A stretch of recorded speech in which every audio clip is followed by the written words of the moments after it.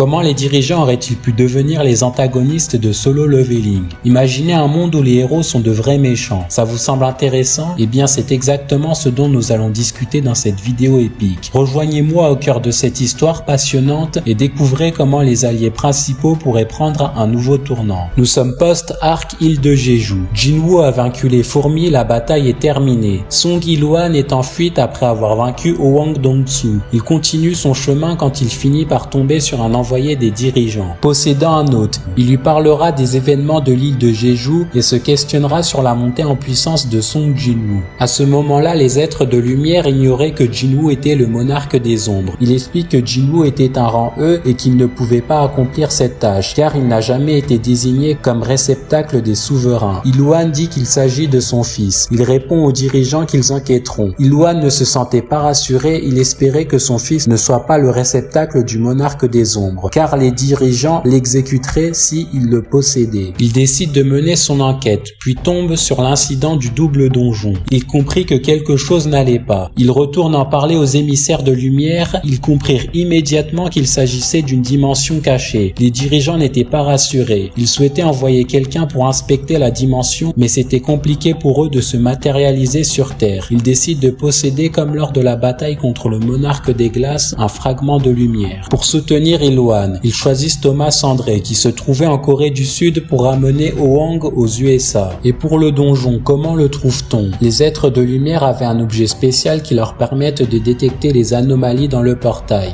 Ils s'en servent pour téléporter Thomas André possédé et Il-hwan. Ils arrivent dans le temple de Quaternon. Thomas André possédé détecte immédiatement la présence de l'architecte. Celui-ci est irrité. Comment avez-vous trouvé cet endroit? Il-hwan fonce et essaye de le trancher, mais l'armée de statues de l'architecte se déplace et repousse Il-hwan. Le fragment répond que ce tour ridicule n'est même pas un obstacle pour lui. Il utilise son trou noir et pulvérise les statues. Il-hwan fonce, mais tout d'un coup la statue du roi se dresse devant lui. Un énorme rayon assaillit Il-hwan et Goliath. Ils éviteront le rayon. Le Goliath fragment envoie un énorme coup de poing dans la statue du roi qui s'effondre d'un coup. L'architecte frappe le Goliath avec ses 6 bras. Goliath recule. Il lance des milliers de coups avec ses lames pour tailler Il-hwan. Il utilise ses ombres rémanentes pour éviter les coups. Goliath envoie un immense coup dans l'architecte qui digère mal l'attaque. Il-hwan lance ses 2 dagues. Goliath enchaîne avec télékinésie. Les dagues sont tellement rapides qu'elles donnent l'impression qu'une pluie de dagues tombe. L'architecte est vaincu. Le fragment l'interroge. Que manigances-tu? L'architecte sourit et ne répond pas. Le fragment lui explique qu'il l'exécutera. Mais si il répond à ses questions, il épargnera sa vie. L'architecte ne souhaite pas mourir. Il est prêt à tout pour obtenir l'immortalité qu'Ashborn lui a promis. Il répond qu'il accepte. En réalité, l'architecte sait très bien que les dirigeants exécuteront Jinwoo car il est le réceptacle d'Ashborn, un être qui pourrait être leur ennemi. Il avait prévu de convoquer Jinwoo en cachette pour qu'il puisse réveiller la mémoire d'Ashborn. L'architecte explique aux dirigeants comment renforcer un réceptacle grâce au système. Il leur explique qu'il est le seul à pouvoir le créer et qu'ils ne peuvent pas le tuer s'ils veulent renforcer leur réceptacle. Le Goliath accepte de le laisser en vie. Il dit que nous te croirons si tu nous renforces, moi et Song Il-hwan. Ainsi, les 2 guerriers obtiennent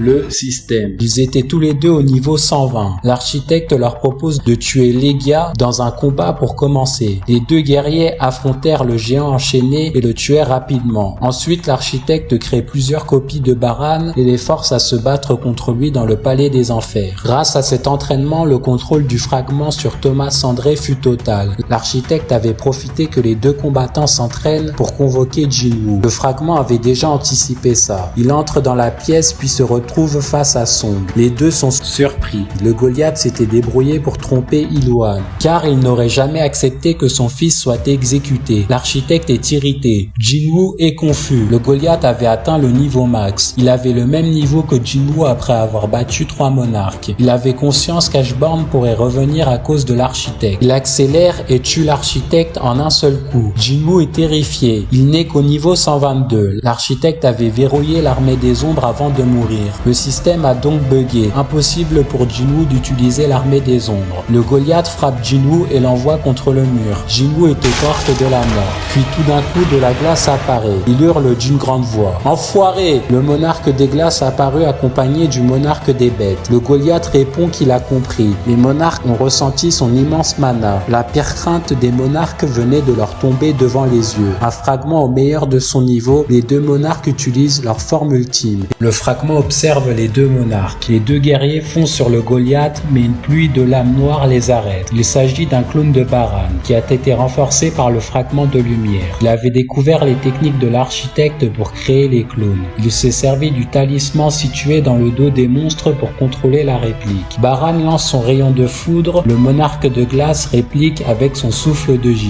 La collision des deux attaques permit à Rakam de prendre Baran par surprise. Il barra avec son épée foudroyante, puis lancera une mer d'éclairs sur ses adversaires. Le monarque de glace défend en transformant la zone en glace. Baran renvoie plusieurs lames, mais Rakam les part avec ses griffes. Les deux monarques sont surpris. Baran est bien plus fort que lors de son vivant. Le fragment avait renforcé le démon avec un sort. Le fragment ne souhaitait pas perdre de temps, Ashborn était la priorité. Il s'apprête à achever Jinwoo, mais une lame de lumière l'arrête. Il s'agit de Song Iluan. C'est ainsi que se termine la première partie.